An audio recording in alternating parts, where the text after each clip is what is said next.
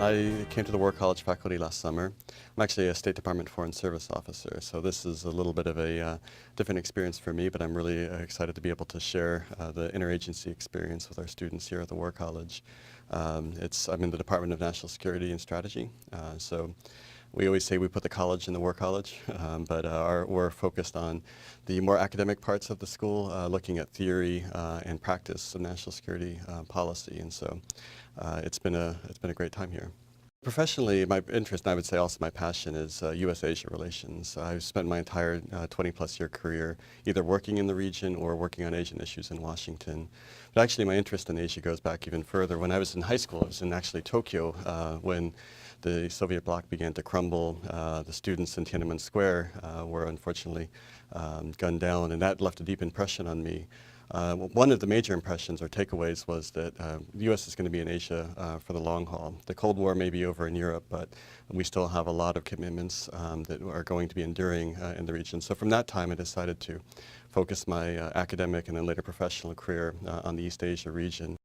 I think one of the nice things about the Army War College is the balance among the faculty between trained academics and then professional practitioners, both military and interagency. And I feel where I can give the most contributions to the students is introducing them to that interagency and regional kind of perspective. Our students are all top of their fields, and they've been selected because they're the best in their career fields. But now they're entering a different stage in their career development, one where they're not looking in or down in their units or in their organizations within the Army or their other agencies for the students represented here, but actually out interagency and out to other international partners. And so I feel that I can apply some of my experiences in the State Department to help them better understand how that interagency process works. We just completed the regional studies, East Asia Regional Studies course. Obviously lots of interest on China, which I was happy to share. I just came from China for the last 3 years, but also on alliance management. And I think especially for those professionals in the Departments of Defense and State, understanding how to support our alliances is a critical skill set to have. And people talk about America in decline and the fact that our potential rivals are on the rise, but many of our allies and partners are also on the rise. And so I firmly believe that in 100 years from now, we are going to be just as much in a leadership position as we are today, and that's because of our alliances and partnerships. That's a topic we focus on a lot in seminar. How do we manage those relations? How do we manage our base presence?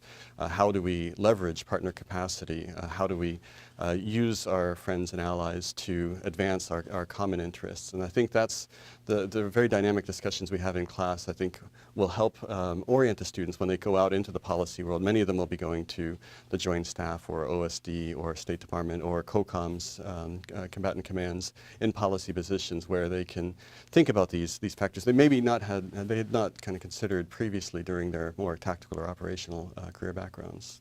The exposure students have to diversity of opinions, I think, is one of the strong points of the War College, but also the opportunities, especially for those students who are interested in preparing themselves for the policy profession. We have a national security policy program here for students who self-select, who want to go deeper into understanding how the interagency process works, how is national security policy developed.